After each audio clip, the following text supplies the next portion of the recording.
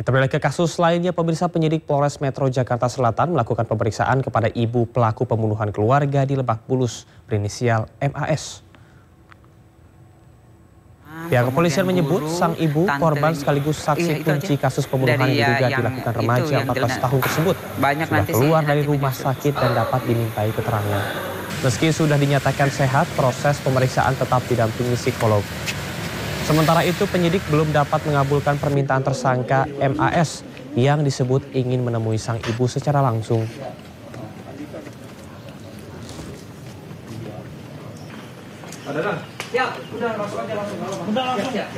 Sebelumnya, anak yang berkonflik dengan hukum terkait dengan pembunuhan terhadap ayah dan neneknya mengirimkan surat kepada sang ibu saat masih dalam perawatan. Sementara kepolisian telah mengirimkan berkas acara pemeriksaan pelaku ke kejaksaan.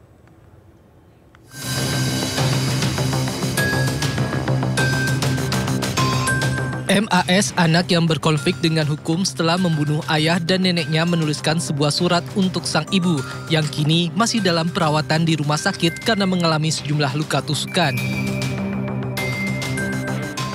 Dalam suratnya, MAS menuliskan permohonan maaf kepada sang ibu dan berjanji akan memberikan bantuan kepada orang banyak dan mengucapkan terima kasih atas semuanya serta mengabarkan kalau dirinya baik-baik saja.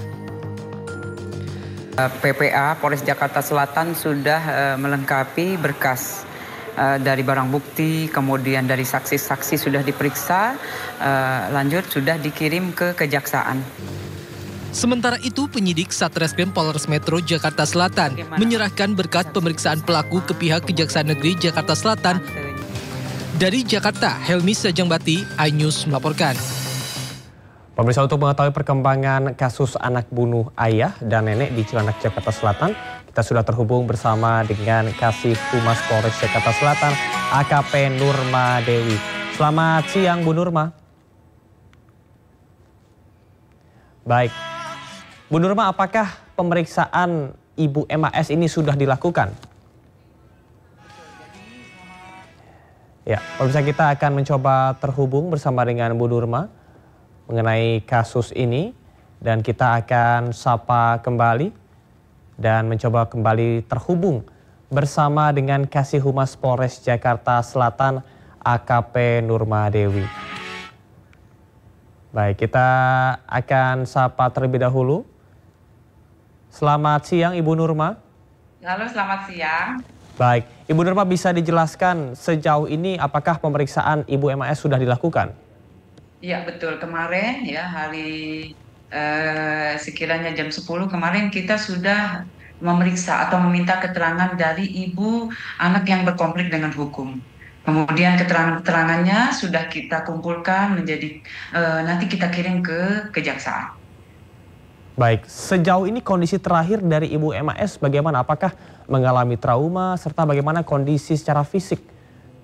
Ya, kalau fisik memang masih tahap pemulihan, kemudian juga psikis juga masih kelihatan shock gitu, Mas. Jadi memang semuanya masih tahap pemulihan, baik fisik maupun mental. Baik, sejauh ini untuk proses pemeriksaan yang dilakukan seperti apa? Apakah ada treatment khusus mengingat korban yang merupakan saksi kunci tersebut ini mengalami trauma yang cukup berat?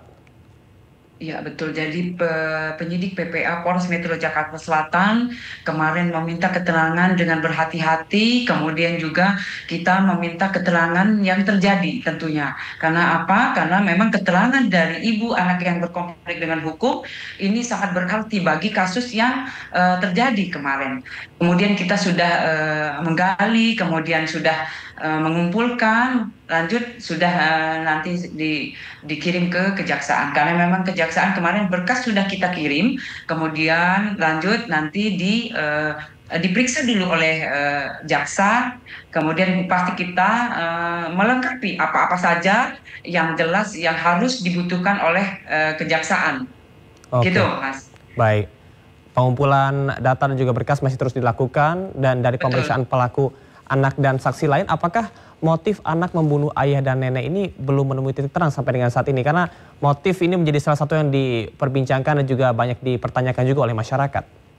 Ya, jadi motif belum belum ditemukan, Mas. Jadi untuk kemarin sudah kita gandeng juga asosiasi psikologi forensik. Nah, untuk hasilnya juga belum keluar. Baik. Oleh karena itu kita belum bisa menyimpulkan motifnya karena memang kejadian sudah. Oleh karena itu kejadian sudah terjadi, makanya kita sudah mengirimkan berkas ke kejaksaan. Gitu, Mas. Terkait dengan adanya bisikan gaib yang disampaikan ataupun juga keterangan dari MAS, bagaimana pihak kepolisian menyikapi hal ini? Ya, jadi kalau di kepolisian kita ini penyidik ya Mas, jadi kita kumpulkan semua. Misalnya ada bisikan, oke kita terima. Kemudian apalagi katanya ada ini kemarin juga belajar ditekan, kita kumpulkan. Jadi itu kita kumpulkan kemudian nanti kita simpulkan. Nah lanjut. Yang dijadikan kesimpulan itu harus ada fakta, pengakuan, kesaksian, kemudian juga harus ada sepertinya riwayat. Nah, itu semua kita kumpulkan, gitu Mas. Baik, tadi seperti Anda sampaikan adanya riwayat. Nah, informasi terakhir bahwasanya pelaku anak ini sudah pernah dibawa ke psikiater oleh orang tuanya sebelum peristiwa pembunuhan ini terjadi. Bagaimana Anda memandang ini? Ya, jadi betul kemarin juga kita dari penyidik menanyakan hal tersebut. Kebetulan memang dari pengakuan atau keterangan dari ibu anak yang berkonflik dengan hukum, betul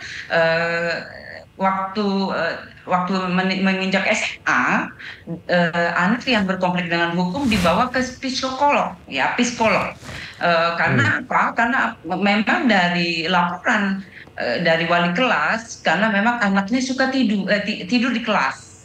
Nah kemudian dari itu, oleh karena itulah dibawa ke psikolog untuk bertanya. Nah itu jadi itu yang kita tanya, kemudian dijawab dari ibu anak yang berkonflik dengan hukum demikian, Mas. Oke, baik. Mbak Nurma, melihat kasus anak membunuh orang tua ini bukan kali pertama terjadi, lantas bagaimana langkah preventif yang perlu dilakukan oleh orang tua ketika melihat adanya semacam tanda-tanda ataupun juga isyarat bahwasanya ada kelainan ataupun juga hal yang berbeda dari kondisi mental seorang anak begitu? Ya, jadi komunikasi itu pasti. Jadi antara anak yang satu dan lain itu berbeda. Kemudian dengan umurnya pun kita harus berbeda dengan cara berkomunikasi. Satu-satunya jalan kita lihat fisik dan mental. Mentalnya juga kita harus paham karena memang dia mungkin lahir besar kan kita yang lebih paham, lebih dekat dengan anak.